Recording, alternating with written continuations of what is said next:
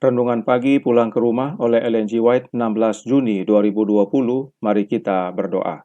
Bapa kami yang di sorga, Allah pencipta langit dan bumi, laut dan segala isinya, satu-satunya Allah yang benar, Allah yang hidup, yang kami sembah hanya melalui anak-Mu yang tunggal, Yesus Kristus.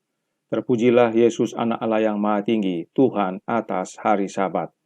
Pada pagi hari ini kami bersyukur boleh bangun dan berbakti, dan sebagaimana kami membaca firman-Mu, kiranya Roh-Mu ya Yesus menuntun kami agar tidak hanya mengerti, tetapi mengambil keputusan yang benar untuk sembah satu-satunya Allah yang benar pada hari Sabat yang benar.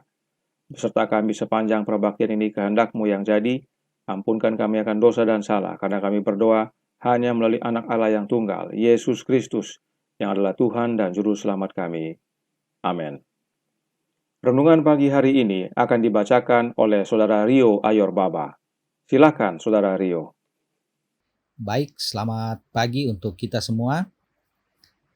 Bacaan renungan pagi kita pada hari ini 16 Juni 2020 berjudul Sembahlah Sang Pencipta. Ayat intinya terdapat di dalam Wahyu 14 ayat 7. Sembahlah Dia yang telah menjadikan langit dan bumi dan laut dan semua mata air. Tugas menyembah Allah didasarkan atas fakta bahwa Ia adalah Khalik, pencipta, dan bahwa semua makhluk yang lain diciptakan oleh-Nya. Dan di mana saja di dalam Alkitab, tuntutan untuk menghormati dan menyembah-Nya di atas Allah-Allah bangsa-bangsa kafir dinyatakan, di sana dikutip bukti kuasa penciptaannya. Dalam Wahyu 14, manusia disuruh untuk menyembah Khalik, dan nubuatan itu menunjukkan suatu golongan yang sebagai akibat dari pekabaran rangkap 3 memelihara perintah-perintah Allah. Salah satu perintah itu menunjuk langsung kepada Allah sebagai pencipta atau Khalik. Perintah keempat menyatakan,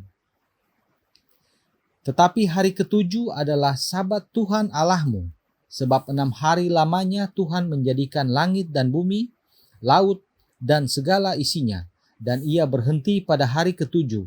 Itulah sebabnya Tuhan memberkati hari Sabat dan menguduskannya. Keluaran 20 ayat 10 dan 11. Mengenai hari Sabat, lebih jauh Tuhan berkata bahwa itu adalah menjadi peringatan di antara aku dan kamu, supaya orang mengetahui bahwa akulah Tuhan Allahmu. Yehezkiel 20 ayat 20. Pentingnya hari Sabat sebagai peringatan penciptaan adalah bahwa itu terus mengingatkan alasan yang benar mengapa Allah patut disembah.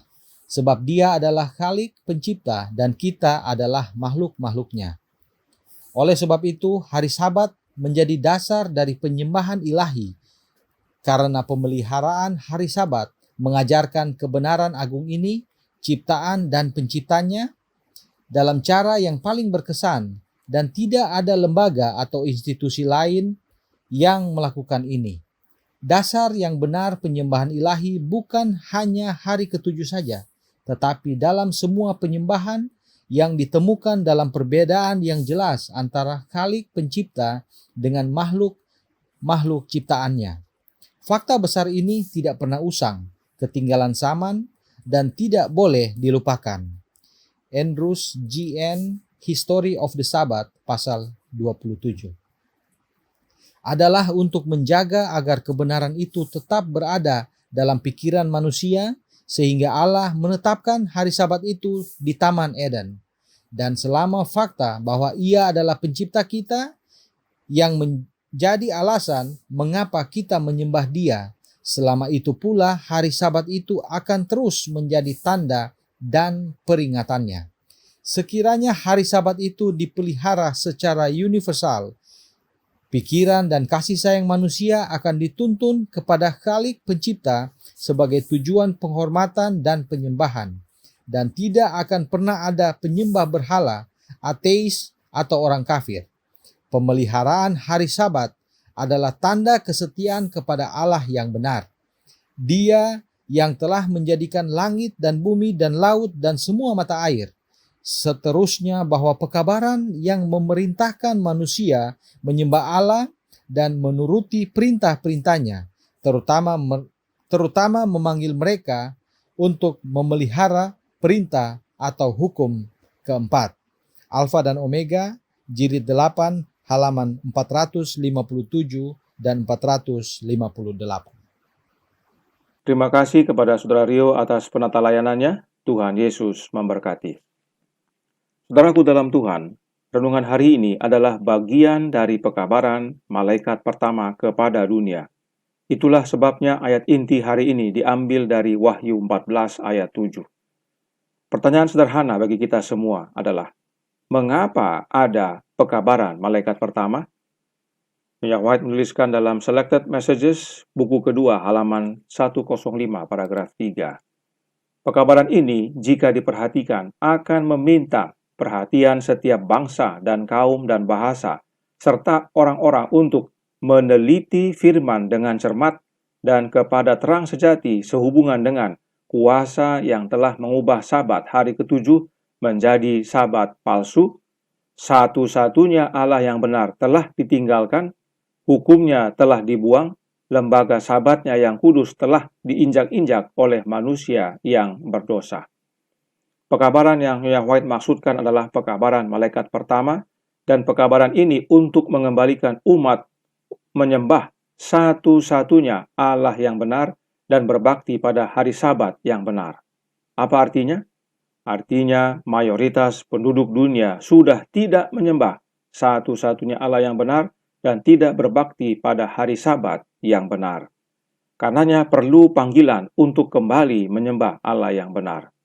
Perhatikan Nyonya White lanjutkan dalam Spirit of Prophecy volume 4, halaman 239, paragraf 3, yang berkata, pada proklamasi pekabaran malaikat pertama, umat Allah berada di Babel, dan banyak orang Kristen sejati masih ditemukan dalam persekutuannya. Inilah pentingnya mengabarkan pekabaran malaikat pertama kepada dunia, sebab banyak umat Allah masih berada di Babel dan bersekutu dengan Babel. Inilah alasannya mengapa ada pekabaran malaikat pertama, yaitu untuk memanggil keluar dari Babel. Jika dunia sudah keluar dari Babel dan dunia sudah kembali kepada penyembahan satu-satunya Allah yang benar, tentunya pekabaran malaikat pertama tidak diperlukan. Tetapi dengan tertulis dalam Alkitab, artinya dunia masih dalam persekutuan dengan Babel. Apakah pekabaran ini masih diperlukan sampai sekarang? Sudah tentu. Roh Nubuat menuliskan dalam Testimonies for the Church volume 8, halaman 27, paragraf 1 yang berkata, pesan dari Wahyu 14 adalah pesan yang harus kita sampaikan kepada dunia. Itu adalah roti kehidupan untuk hari-hari terakhir ini. Jutaan manusia binasa karena ketidaktahuan dan kedurhakaan.